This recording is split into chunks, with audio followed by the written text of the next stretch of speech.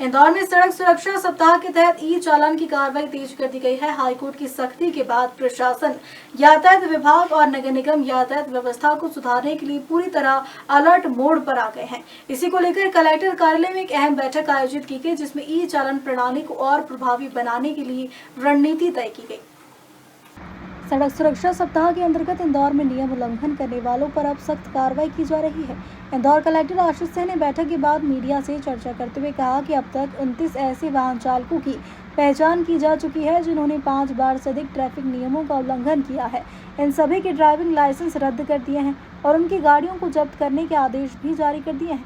Collector Ashish Singh ने बताया कि अब यहाँ नई व्यवस्था लागू की जा रही है कि अगर किसी का चालान एक चौराहे पर कटता है तो दूसरे चौराहे पर उससे वसूली की जाएगी। ये चालान व्यवस्था में किसी भी तरह की लापरवाही को बर्दाश्त नहीं किया जाएगा। यातायात विभाग और नगर निगम को स्पष्ट निर्देश जारी किए जा चुके हैं। इसके अलावा भविष्य में 5 से अधिक बार नियम तोड़ने वाले लोगों की गाड़ियों को सड़क पर चलने नहीं दिया जाएगा। देखिए, सड़क सुरक्षा समिति की बैठक आज आयोजित की गई थी, जिसमें शासकीय विभागों के अलावा और जो हमारे शहर के कुछ एक्सपर्ट्स हैं और सक्रिय नागरिक हैं वो भी इसमें भाग लेते हैं। और खास तौर पर जो बीच में माननीय उच्च न्यायालय के द्वारा भी कुछ मौखिक निर्देश प्रदान किए गए थे, हालांकि अभी लिखित में आदेश आना बाकी है, और जिस तरीके की स्थितियां हैं उनके ऊपर विचार विमर्श किया गया है। सबसे पहले तो ये चीज निकल के आ रही है कि अभी जो चालानी कार्रवाई करने वाले हमारे ट्रैफिक सिग्नल हैं वो केवल 36 जगहों पर हैं जिनको बढ़ाए जाने की आवश्यकता है। तो इस तरीके से 100 नए चौराहों पर ये व्यवस्था स्थापित की जाए, इस हेतु स्मार्ट सिटी को निर्देशित किया गया है, जो उनके द्वारा टेंडर की कार्रवाई अगले 7 दिनों में स्टार्ट कर दी जाएगी। इसके अलावा जो अतिक्रमण की भी एक लगातार बात हो रही है कि जो अस्थायी प्रकार का अतिक्रमण है, जो खास तौर पर फुटपाथों पे और रोड्स पे होता है, जिसकी वजह से रोड पर पर्याप्त रूप से चलने की जगह नहीं बचती है, तो इस हेतु नगर निगम और पुलिस के कोऑर्डिनेशन से प्रभावी हमारी मुहिम चलाई जाए। बीच में बारिश के पहले मुहिम चली थी, लेकिन उसके बाद वो पिछले 1-1.5 महीने से बंद हुई, उसको पुनः प्रभावी ढंग से चलाई जाए, ये निर्देश प्रदान किए गए हैं।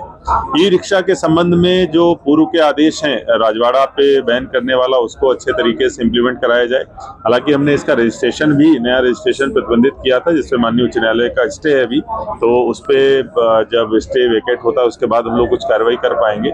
लेकिन तब तक के लिए जो कुछ ऐसे प्रमुख मार्ग हैं, अगर हम लोग एमजी रोड की बात करें या कुछ ऐसे मुख्य मार्गों की बात करें, वहां पर ये न चल के जो साइड वाली रोड्स हैं उन्हीं पर चलें, ऐसी कोई व्यवस्था हो सकती है। तो ट्रैफिक पुलिस को इस हेतु निर्देशित किया गया कि अगले 2-3 दिनों में ऐसे रूट्स की पहचान करके वो हमको देंगे और उसके आधार पर हमारे द्वारा इसका टेंडर जो है वो इसका जो आदेश है वो निकाला जाएगा, जिससे कि इनको हम लोग सुव्यवस्थित कर सकें। जो अवैध कुछ जो बस स्टैंड्स पे बहुत प्रभावी कार्रवाइयां पिछले 4-5 महीने में हमने की है, खासतौर पर चाहे ढक्कन वाला कुआं हो, चाहे रिंग रोड हो, वहां पर जिस तरीके से बसों की स्थिति होती थी उस पर बहुत कुछ हम लोगों ने कंट्रोल किया है।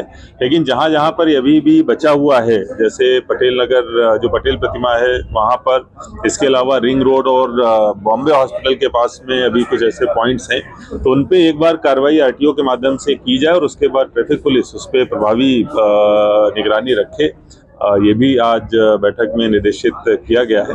इसके अलावा कुछ लेफ्ट टर्न से संबंधित जो पॉइंट्स हैं वो भी आज डिस्कस हुए हैं।